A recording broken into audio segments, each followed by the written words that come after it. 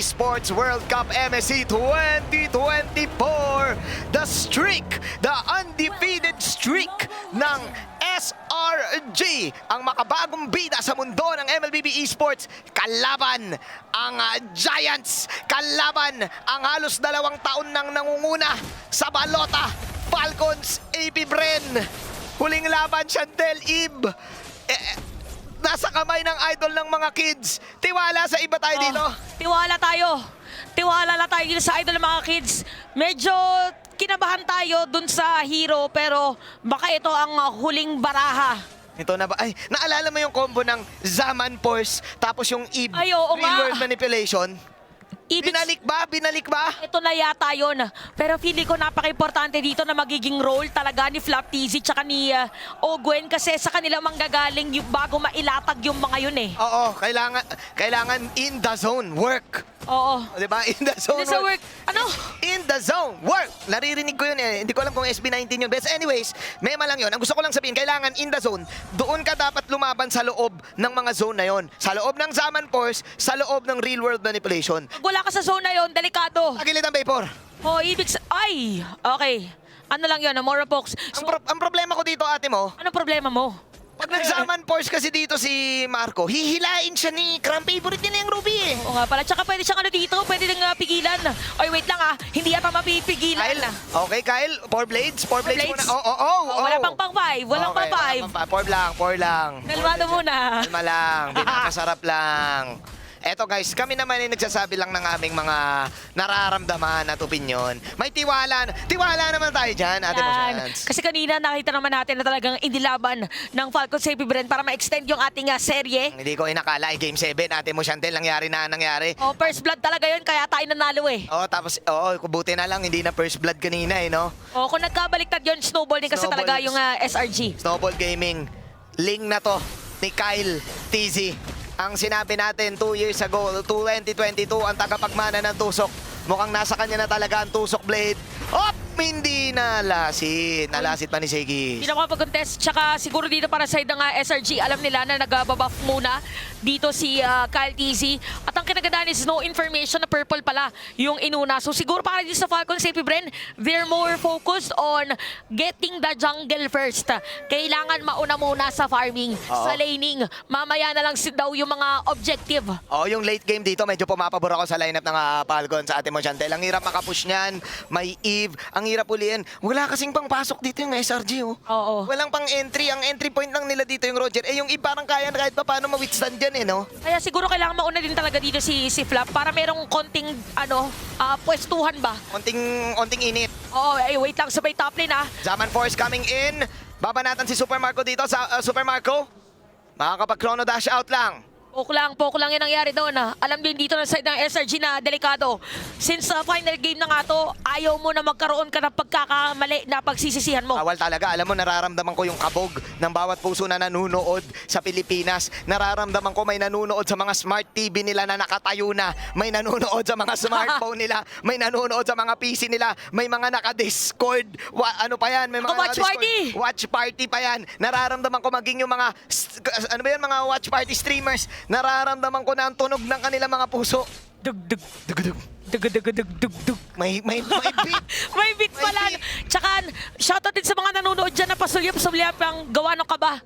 Yung parang ayaw manood pero sumisili pa rin. Kung akala nyo kayo lang kinakabahan, huwag kayo maglala.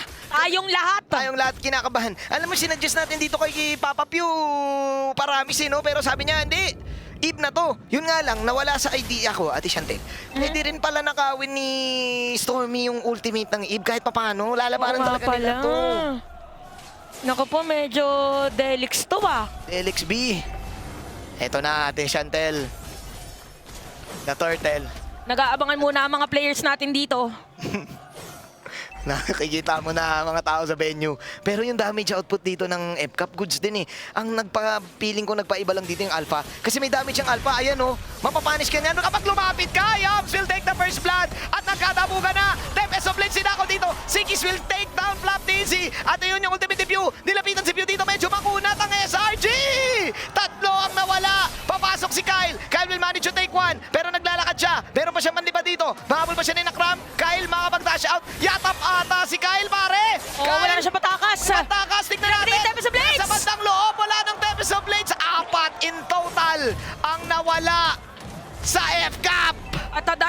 lumamang ang side ng SRG, pero sa side naman dito ng side of Falcons sa Bren, nakapag-split push naman si Super Marco. So kailangan nila kapitan dito ang final slash sa may bottom lane. Makakabawi si Cram na makakulat na yung balik buhay para mabaliktad pa yata, Benjin! Nabaliktad nga, alam natin problema talaga yung Ruby na yan eh. Favorite niya ng Shamali. Yun talaga yun. Ano yung tawag natin dyan kanina? The momentum stopper. At in-stop ang momentum. Pero babanatan, buhay pa rin si Cram. Tignan natin, Kyle, naku mamamatay ata agad. Patay agad! Oh, no! Tatlo ang wala sa FCAP SRG. Tuloy-tuloy ang arangkada sa bottom side. Nako, parang nahihirapan ngayon. Kailangan, kung ikaw Falcons sa Bren, kailangan mo muna kumalma. Kailangan munang kumalma kung kailan papasok. Patay At si medyo Pew. naratel yata. Idol ng mga kids ay lumalaban pa rin. Malalim, masyadong malalim. Okay, alright, okay. Oh, kalma. Baby, kalma. Pinapakalma lang. Kaya rin naman idol siya ng mga kids. That is the punish na gagawin ng FCAP sa pagiging malalim masyado ng SRG. Pero kailangan pa rin mag-ingat kasi kamunti ka na si Pew doon. O, nakita natin dito, para sa side ng SRG, sila din medyo umaasim. So kapag may mga asing moments, alam na Falcons sa Bren ang gagawin sa mga moments na yon. Pero so far, things are looking good para dito sa side ng SRG. Pagdating sa team fight, nauuna din sila. At napaka-aggressive nila. Kailangan may pumigil dito kay Cram. Kailangan na kailangan talaga. Tingnan natin paano mapipigilan si Cram. Yun yung talaga pinaka-problema nila, yung Ruby. Yung Ruby last pick. Yun talaga, Ate Mo Chantel, ang aking Ayun na naman, oh. condition dito. Naaurahan kasi si Flap TC. Sabi natin dito, ang bola ay na kay Flap TC. Kailangan maging maganda yung positioning para mailatag yung swimming pool ni Kuya Pew dito. Kaso nga lang, laging nang kakalwit si Kuya Cram. Oo, yun talaga eh. Cram, Mr. Mark, yung kanyang journey dito bilang alam ko, ano to eh, independent na agad si Cram simula nung teenage years Oo. pa lang niya.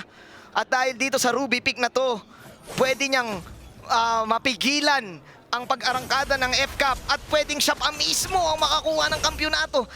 Ano lang talaga eh, kapag gumaw yung FCAP, babanat lang siya, tas life steal. Oh, nakita mo kanina, di ba? Laban sa dalawa, parang nahirapan pa. So, inaabangan natin to for Falcons sa Bren. Ano yung pang-kontra nila? Yung item, hindi pa natin nakikita. So, glowing one, dominance eyes, lahat na mga pwede para dito kay Cram. Yun nga lang si Kais, meron ng blood wings. Oo, blood wings yun, di ba? Oo. Yung pakpak. Yung pakpak. At libreng turtle para sa SRG. 3K ang kalamangan ng SRG. Maganda ang sustain nila dito.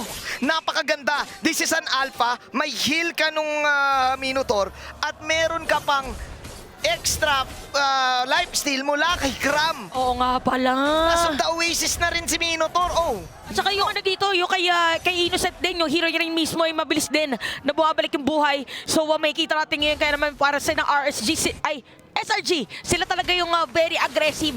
Lalaban nila to. Willing silang lumaban dito. Ano, Okay, Slash? Pompiang. Nilabas ni Marco. Na kay Super Marco ngayon.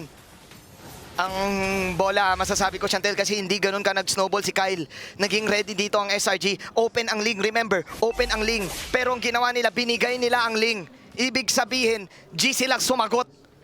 Tsaka parang ginaya din nila dito yung rotation, ay hindi, FCAP kanina. pinaka pagkuha ng mga heroes. Oo, kasi Sabi nga ng panel natin, parang basically the same yung naging hero composition, yung first 3 picks rather, dito na SRG. ang patanong dito, sino pang shred mo dito kay Ruby? Oo nga, actually kahit kay si Kais, Oo. kailangan talaga maganda yung position dito ni Few. Tingnan mo kapag nag-ulti pa si Pew, madali lang din pala siyang mahuli. Sinasabi natin walang papasok, pero yung Ruby nga pala, may flicker yan eh. O pero yung dumiretso nga. Ang Ruby ay isang, excuse me po, padaan po. Parang gano'n kasimple nun eh.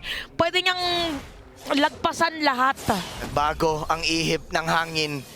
Kanina, for 6 games na nakikita natin, it was all out Falcons AP Bren in the early game. Pero ngayon, masasabi ko na lamang ang SRG kay 3K lang yan.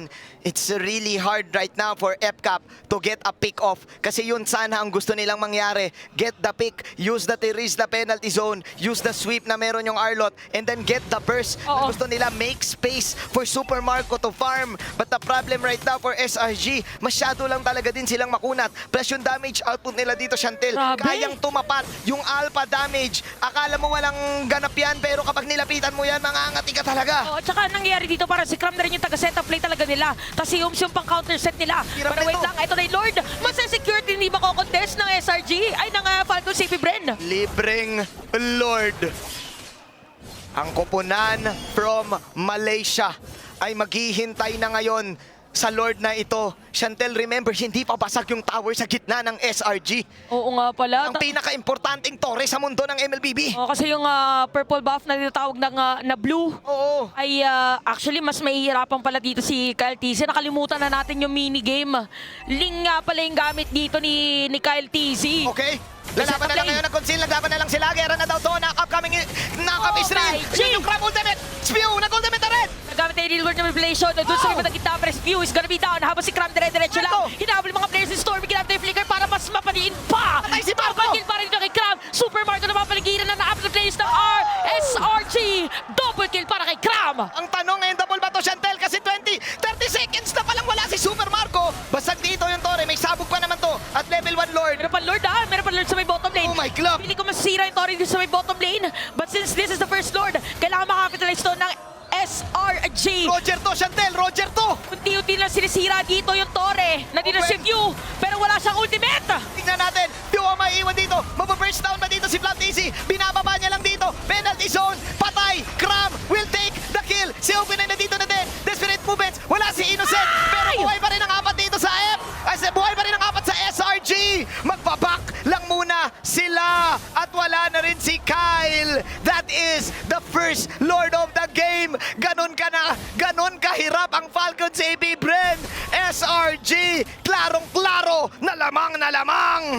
Emphasize lang natin kung bakit napaka-importante na nabanggit na First Lord pa lang yun. Kasi most of the time, pag First Lord, Kaya i-dip. nade-depensahan na walang nasisira. Pero dito sa SRG, kamuntikan na nilang matapos yung laban. Ngayon, ito yung nagiging struggle kasi para sa mga players ng Falcon CP Bren. Lahat ng mga players dito ng SRG, kaya nilang pumasok kahit hindi sila nag-aantayan.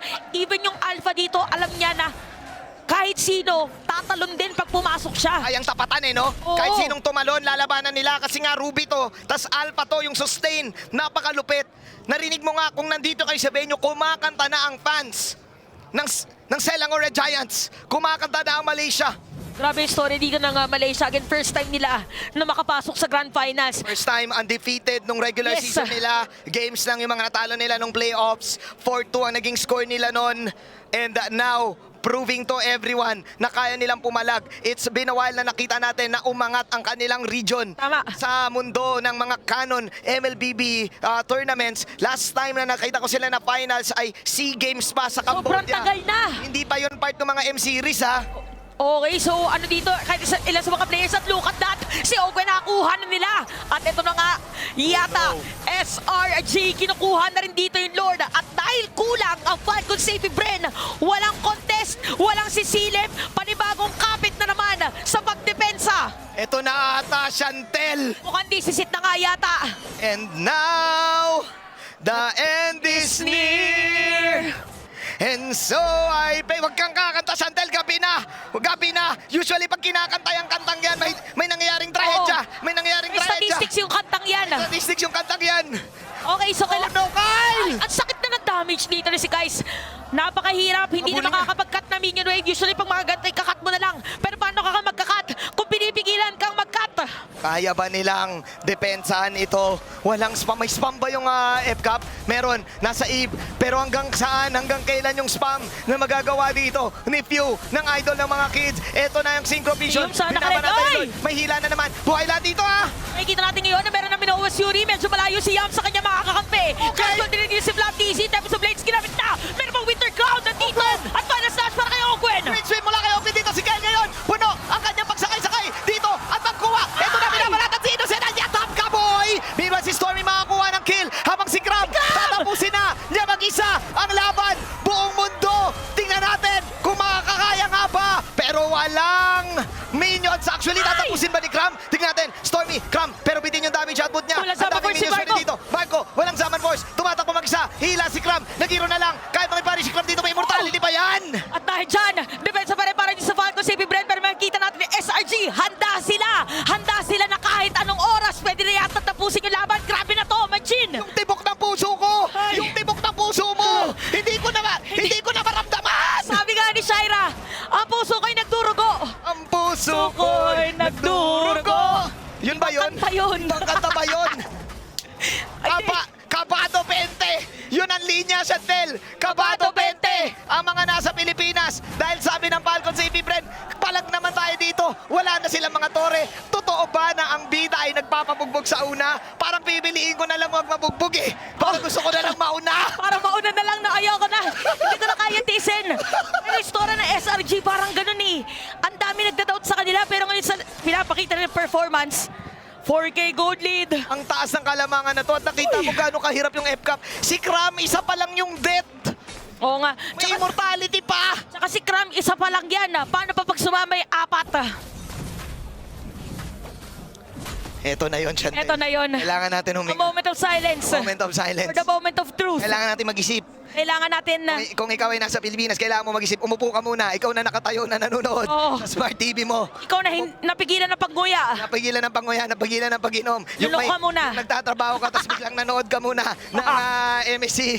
Yung may mga deadline. Monday bukas, tandaan mo. Ikaw na nanonood ngayon, Monday bukas. Yari ka sa visor mo pag napuyat ka. Pero okay lang. Sulit ang laban. Sulit ang laban. Kailangan mong suportahan ang F-Cup kung Pinoy ka. Pero hindi na kasi masama ang galawan dito ng SRG. Talagang preparado sila dito. 7 games na, Chantel. Oo, tahimik lang pero grabe yung pinapakita nila dito. And sinabi natin napakakunat ni Cram.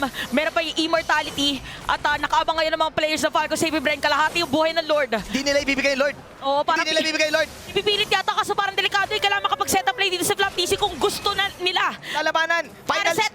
Final team fight na ba to, boss? Sasabihin ng caster, kung sino man yung caster sasabihin, is this the final team fight? It's gonna be the final Lord. Gaganon na yung caster. Sa English cast makagaling sinasabi nila. Sa English cast ba yun? Oo. Ayun na pumasok na sila. Eto na, real world manipulation. If yun, napakaganda ng pwesto. Ay! Real world manipulation. This is Stormy. Nagkabaliwan na. Tignan natin. Makakapag-count si Pew Innocent! dito. Wala si Flap Daisy. At nako, wala na rin si Pew. Pero makakinig Super Marco dito. Super Marco, ginagawa lahat. At nako po, si Innocent ay nandun na din. Ogwen tumatakbo na mag-isa. Tignan natin. At mukhang matatapos na ang laban. Buong mundo ay nakasubaybay na sa simula ng pagbabago ng storya. Iba na ang ating mga bida. Ang bagong kampyon mula Malaysia, Selangor Red Giants! History! For the first time in MLBB history, the redemption arc mula kay Arc, finally, naging kampyon ang Malaysia. At kita rin natin, yung mga manlalaro na sila Innocent, sila Cram, sila si Kais, first time din nila. At lahat sila sa mga gantong kalayo pagdating sa mga tournament. Pero pinatulayan nila na kahit gaano katagal na malakas ang Pilipinas, kami naman ngayong taon sa MSC. The Red Giants. Kapag pinangalanan mo ang sarili mong red, meaning ikaw ang bida. At ito na ba ang bagong mga idol? Ito na ba ang bagong mga bida sa mundo ng MLBB Esports? At ang sagot, oo.